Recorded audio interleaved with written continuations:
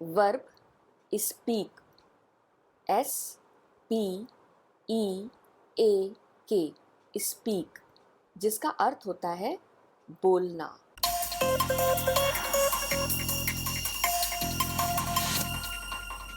बोलने की क्रिया को स्पीक कहते हैं, जिसमें अपनी आवाज़ को यूज़ करके शब्दों का उच्चारण अपने मुंह से करते हैं, यानी अपनी आवाज़ में शब्दों को मुंह से निकालते हैं, तो ये क्रिया स्पीक होती है। इस क्रिया को जो करता है उसे स्पीकर कहते हैं। ये बर्ड अपने ओनर के बोले शब्दों को अपनी आवाज़ में रिपीट कर रही है, यानी ये बोल सकती है, इट कैन स्पीक। इस क्रिया द्वारा स्पीकर अपने थॉट्स, अपने ओपिनियंस, अपनी फीलिंग्स को व्यक्त करता है, उन्हें बोलता है, चाहे उन्हें कोई समझने वाला हो या ना हो, या फिर उन्हें सुनने वाला कोई हो या ना हो। इससे इस क्रिया का कोई रिलेशन नहीं है, कोई लेना देना नहीं है। स्पीक का मतलब सिर्फ बोलना होता है, यानी अपने मुंह से शब्दों या वाक्यों को निकालना। जैसे ये व्यक्ति लोगों को एड्रेस कर रहा है या फिर कोई अनाउंसमेंट कर रहा है, यानी ये एक वन वे कम्युनिकेशन है, एक तरफा कम्युनिकेशन है। तो यहाँ इस तरह इसके बोलने की क्रिया को भी स्पीक कहेंगे। He is speaking. किसी भाषा यानी लैंग्वेज को जानने, समझने और कम्युनिकेशन के रूप में उसे यूज़ करने की क्रिया को भी इंग्लिश में स्पीक कहते हैं। जैसे आई कैन स्पीक इंग्लिश, मैं इंग्लिश बोल सकती हूँ। जब गंभीर तरीके से या अनौपचारिक यानी फॉर्मल तरीके से बातचीत की जाती है, तब भी स्पीक इस क्रिया का प्रयोग किया जाता है। जैसे we spoke about health care, हमने स्वास्थ्य सेवा के बारे में बात की। आइए स्पीक इस वर्ब के 5 फॉर्म्स को देख लेते हैं। V1 फॉर्म यानी present form speak, V2 form यानी past form spoke, V3 form यानी past participle form spoken, V4 form यानी कि present participle form speaking, V5 form यानी कि third person singular form speaks. V1 form को present form, base verb और root word भी कहा जाता है, क्योंकि इसी फॉर्म से बाकी अन्य फॉर्म्स बनाए जाते हैं। V2 form spoke, spoke, V3 form spoken, spoken, V4 form speaking और V5 फॉर्म स्पीक में एस ऐड करके बनाया जाता है, स्पीक्स, स्पीक्स। इन्हें एक साथ इस तरह याद करने की कोशिश कीजिए, speak, spoke, spoken, speaking, speaks. Speak एक इर्रेगुलर वर्ब है जो कि डी या ईडी रूल को फॉलो नहीं करता है। वर्ब दो प्रकार के होते हैं, रेगुलर वर्ब और इर्रेगुलर वर्ब। रेगुलर वर्ब्स वे वर्ब्स होते हैं जिनके V1 फॉर्म में डी या ईडी ऐड करके उनके V2 फॉर्म और V3 फॉर्म बनाए जाते हैं। जैसे add, A D D, add, इसका अर्थ होता है जोड़ना, ये एक रेगुलर वर्ब है। इसका V1 फॉर्म है ऐड, V2 फॉर्म ऐड में ईडी जोड़ करके बनता है एडेड और V3 फॉर्म एडेड। लेकिन स्पीक एक इर्रेगुलर वर्ब है जिसका V1 फॉर्म होता है स्पीक, V2 फॉर्म स्पोक और V3 फॉर्म स्पोकन। स्पीक इस वर्ब के इन 5 फॉर्म्स को याद करके हम इसका यूज़ टेंस के सेंटेंसेस में करके अपने सेंटेंसेस बनाते हैं। टेंस यानी जिसे हिंदी में काल कहा जाता है, ये 3 प्रकार का होता है, पास्ट, प्रेजेंट और फ्यूचर। टेंस हमें ये बताता है कि कोई काम कब हुआ, उसके होने का समय बताता है कि कोई काम पास्ट में ख़त्म हो गया या फिर प्रेजेंट में अभी चल रहा है या फ्यूचर में अभी होगा। तो आइए चलिए स्पीक से बने कुछ सेंटेंसेस देखते हैं। दे स्पीक, वे बोलते हैं। दे स्पोक, उन्होंने बोला। दे हैव स्पोकन, उन्होंने बोला है या वे बोल चुके हैं। दे आर स्पीकिंग, वे बोल रहे हैं। ही स्पीक्स, वह बोलता है। वर्ब के V5 फॉर्म का यूज़ केवल ही, शी, इट या फिर किसी नाम के साथ किया जाता है।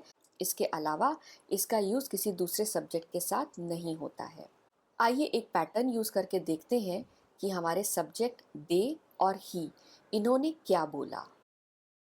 यहाँ हम 2 पैटर्न यूज़ करेंगे। पहला पैटर्न जिसमें सब्जेक्ट यानी कर्ता जो किसी सेंटेंस में कार्य को करता है उसे सब्जेक्ट कहा जाता है, और उसके बाद सब्जेक्ट द्वारा की जाने वाली क्रिया यानी वर्ब वो लिखेंगे।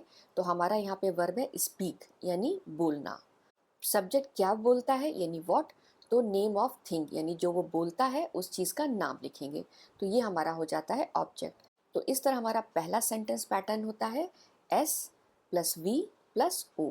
हम एक दूसरा सेंटेंस पैटर्न भी यूज़ करेंगे जिसमें सब्जेक्ट के बाद वर्ब, हमारा वर्ब है स्पीक, और उसके बाद हम एडवर्ब लिखेंगे। एडवर्ब वे सारे शब्द होते हैं जो क्रिया की विशेषता बताते हैं। तो यहाँ पर जो हमारे एडवर्ब होंगे वे बताएंगे कि जो स्पीक है ये क्रिया कब हुई या किस स्थान पर हुई, या फिर कितनी बार हुई, या फिर उसकी कितनी मात्रा थी, या फिर उसे करने का तरीका क्या था। तो इस तरह हमारा जो सेंटेंस पैटर्न बनेगा वो होगा S plus V plus adverb. They speak, यहाँ पे दे सब्जेक्ट है और उसके साथ V1 form of the verb use किया गया है स्पीक। वे बोलते हैं, दे स्पीक का अर्थ होता है वे बोलते हैं। ये प्रेजेंट इंडेफिनिट टेंस का एक अफर्मेटिव सेंटेंस है। प्रेजेंट इंडेफिनिट टेंस के सेंटेंसेस सब्जेक्ट की हैबिट या उसका रूटीन बताते हैं।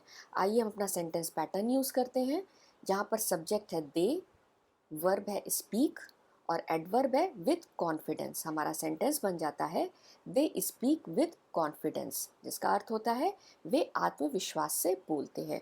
यानी यहाँ पर जो बोलने की विशेषता बताई गई है वो बताया गया है कि वो किस तरीके से बोलते हैं, वे आत्मविश्वास के साथ बोलते हैं। दे स्पोक, जहाँ दे सब्जेक्ट है और spoke V2 form of the verb है। दे स्पोक का अर्थ है उन्होंने बोला।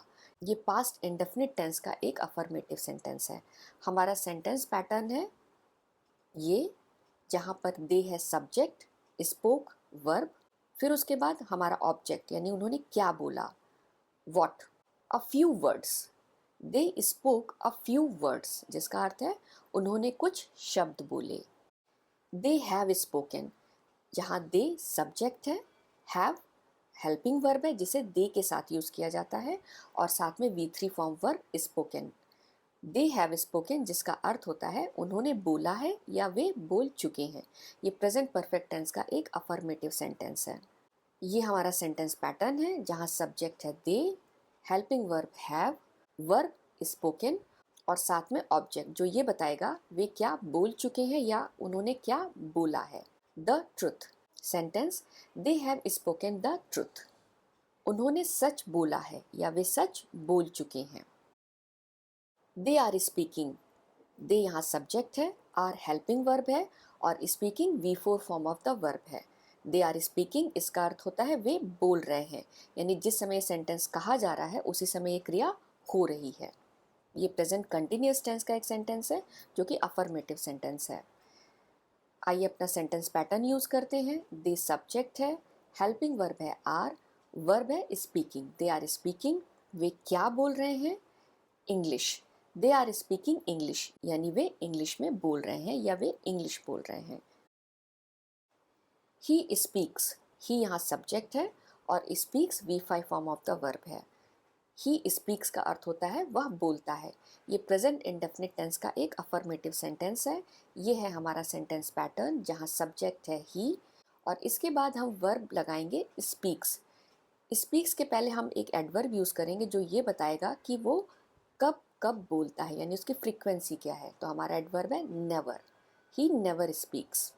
उसके बाद दूसरा एडवर्ब यूज़ करेंगे इन द क्लास, यानी कि क्रिया के होने का प्लेस। हमारा सेंटेंस बन जाता है he never speaks in the class, यानी वह कक्षा में कभी नहीं बोलता है।